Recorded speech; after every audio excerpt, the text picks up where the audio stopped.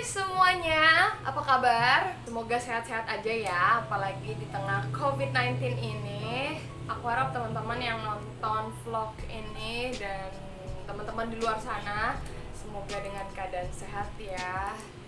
Tapi tetap ikutin aturan dari pemerintah supaya memberantas dan mengurangi penyebaran COVID-19 ini. Amin.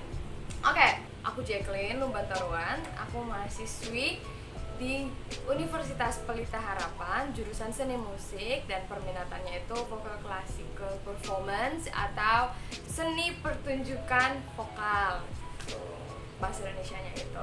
Dan aku sekarang tahun ketiga dan kegiatan sampingannya adalah mengajar di Erwin Gutawa Music School. Oke, di video kali ini aku akan membahas tentang teknik yang sangat penting dalam bernyanyi ya. Mungkin beberapa teman-teman udah bisa lihat di judulnya, mungkin tips and trick dalam penggunaan pernapasan diafragma. Yes, benar banget. Kita akan belajar dan aku akan kasih tahu pernapasan diafragma itu apa sih, manfaatnya apa sih, latihan-latihannya gimana, dan cara pengaplikasiannya gimana. Oke, aku bakal kasih tahu semuanya di video ini, jadi stay tune terus ya. Mungkin ada teman-teman yang udah pada tahu kali ya pernapasan diafragma itu apa, dan bagi yang kalian belum tahu, bahasa umumnya tuh pernapasan diafragma pernapasan perut. Biasa tuh kalau orang umum tuh ya, orang awam yang mungkin belum atau bukan belajar vokal, biasanya bilangnya pernafasan perut. Ya hampir lah ya, hampir mendekati ya, sebenarnya nggak ada salahnya juga. Nah, itu dia, aku bakal ngejelasin apa itu pernafasan diafragma dulu. Oke, pernafasan diafragma atau thoracic diaphragm, mungkin nanti bisa teman-teman yang tahu cara pengucapan bahasa Latinnya mungkin bisa ada yang kasih tahu ya. Oke, pernafasan diafragma itu adalah pernafasan yang paling baik dalam bernyanyi.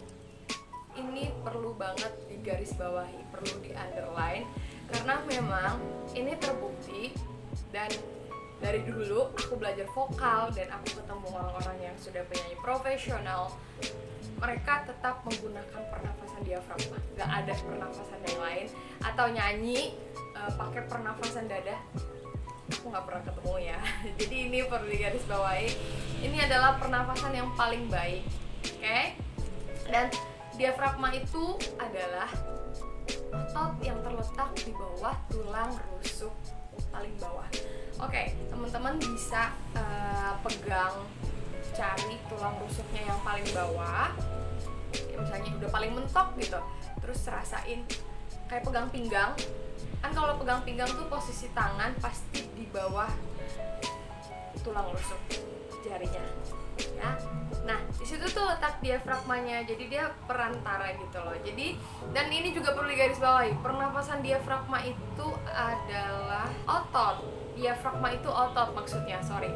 Jadi diafragma itu otot, bukan tulang, bukan teman-temannya usus ya.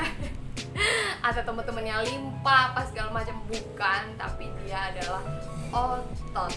Oke? Nah, dan kalau misalnya kalian mau ngerasain gimana sih cara ngerasainnya kalau itu otot diafragma, oke, ini sorry, aku bukan mau ngajarin yang aneh-aneh ya, tapi ini biasa kita lakuin kalau misalnya kita teriak atau kita misalnya buang air kecil, buang air besar. Ini biasa kita lakuin, ngedan ya, ngedan. Mungkin kalian bisa coba sih ya, bisa coba kan. Coba ingat-ingat lagi cara ngedan gimana. Sorry by the way, aku bukan mau ngajarin yang aneh-aneh, tapi enggak, ini juga salah satu cara biar kamu ngerasain diafragmanya tuh bekerja. Jadi kayak dia nge-press keluar gitu loh, nge-push keluar. Yap, itu dia diafragma. Oke, kemudian aku akan ngejelasin apa sih terus manfaatnya dari penggunaan pernafasan diafragma itu apa ya. Oke, pastinya untuk mendapatkan jumlah oksigen atau jumlah udara dengan lebih banyak. So, bisa kebayangkan kalau misalnya awalnya kalian nyanyi itu nyanyinya cuman bisa sampai 2 bar. Kali ini pakai pernafasan diafragma bisa sampai 5 bar, atau mungkin bisa sampai 10 bar ya, saking penggunaan diafragmanya yang benar.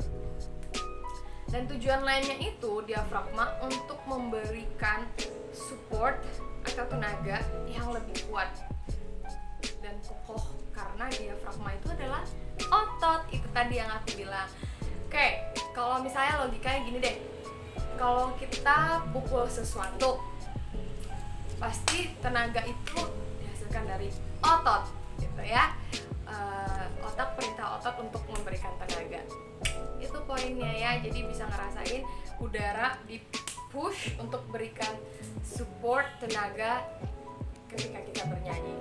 Oke? Simple as that. Pasti kalian paham ya. Kalau nggak paham boleh komen di bawah. Oke, lalu terus nanti kita nyanyi nggak pakai paru-paru. Mungkin ada yang nanya gitu, kita nggak pakai pernafasan dada gitu, kita nggak nafas normal dong? Pastinya kita tetap bernafas normal ya. Paru-paru tetap dipakai dengan cara apa ya? Dia tuh biasanya akan berfungsi dengan sendirinya ketika kamu masukin udaranya. Kalian masukin udara itu tuh nanti diafragmanya membuka untuk masukin udara ke paru-paru. Jadi itu sebenarnya diafragma tuh juga fungsinya sangat baik banget, sangat membantu kita dalam mengambil udara biar masukin ke paru-paru, karena ketika dia membuka, ketika kita masukin udara menggunakan diafragma, yang aku bilang tadi, diafragma akan memberikan rongga yang lebih besar, masukin udara lebih banyak biar dimasukin ke paru-paru gitu. Jadi dia sebenarnya bekerjanya tuh bisa bergantian gitu ya. Kalau nanti dia otomatis akan split gitu. Bukan berarti kita nggak bisa bernafas pakai paru-paru, pasti bisa. Dan dia cuman split apa ya namanya? Split penggunaan gitu. Cara awal penggunaannya beda. Seperti itu. Nah, jadi itu barusan adalah aku ngejelasin tentang apa itu diafragma, apa fungsinya diafragma, apa kegunaan terpenting dari penggunaan pernafasan diafragma. So, nanti kalian kan pasti mau cara aplikasinya gimana dong? Kita udah tahu nih definisinya, terus manfaatnya apa, cara nyanyinya gimana. Nah, nanti di video selanjutnya kita akan membahas cara pengaplikasian diafragma dalam bernyanyi. Di sini aku ingin teman-teman untuk paham dulu ya diafragma itu apa, dan nanti kita akan bahas di video selanjutnya. Bye.